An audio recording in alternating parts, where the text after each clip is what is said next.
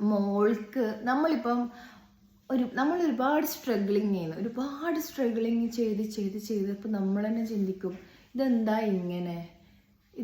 ഇങ്ങനെ എന്നൊക്കെ ചിന്തിക്കും.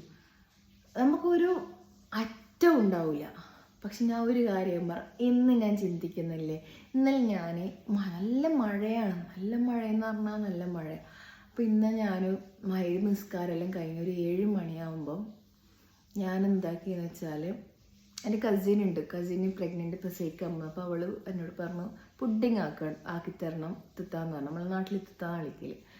അങ്ങനെ അവൾക്ക് പുഡിങ് ആക്കിയിട്ട് 1 hour കൊണ്ട് പുഡിങ് ആക്കി ആ മഴയും നനഞ്ഞിട്ട് ഞാൻ പോകുമ്പോൾ ഇല്ലേ, എനിക്ക് ആ മഴ കൊള്ളുമ്പോൾ ഉള്ളൊരു ആനന്ദം, എത്രയോ കാലമായി അങ്ങനെ എൻജോയ് ചെയ്തിട്ട്. അപ്പം ഞാൻ ചിന്തിക്കുന്നത് എൻ്റെ ലൈഫ് എന്താ ഇങ്ങനെയെന്ന് കുറേ കാലം ചിന്തിച്ചിട്ടുണ്ടായിരുന്നു. പക്ഷെ ഇപ്പം എനിക്കൊരു പോസിറ്റിവിറ്റി കിട്ടുന്നു എൻ്റെ ലൈഫിൽ നിന്ന്.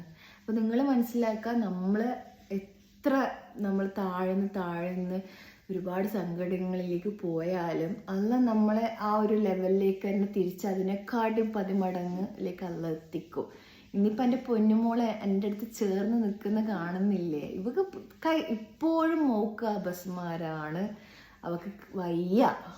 പക്ഷെ എന്നാലെന്താ, ഞാൻ സങ്കടമുണ്ട്, ഇല്ല എന്നൊന്നുമല്ല. പക്ഷെ ഞാൻ എന്ത് ചെയ്യും? ഞാൻ സങ്കടപ്പെട്ടിട്ടോ, ഞാൻ കരഞ്ഞിട്ടോ, ഞാൻ ജോലിക്ക് പോവാണ്ട് നിന്നിട്ടോ, എൻ്റെ കാര്യങ്ങൾ ഞാൻ ചെയ്യാണ്ട് നിന്നിട്ടോ ഇവക്ക് അപസ്മാരം വരാണ്ടിരിക്കൂല, ഇവക്ക് അസുഖം വരാണ്ടിരിക്കൂല. നമുക്ക് മുന്നോട്ടുള്ള ജീവിതം ജീവിച്ചല്ലേ പറ്റൂ. അപ്പോൾ ഇവക്ക് എന്താണോ വേണ്ടത് അതൊക്കെ ഞാൻ ചെയ്യും. എൻ്റെ പൊന്നുമോളെന്ന് പറഞ്ഞാൽ അത്രയും ജീവനാണ്.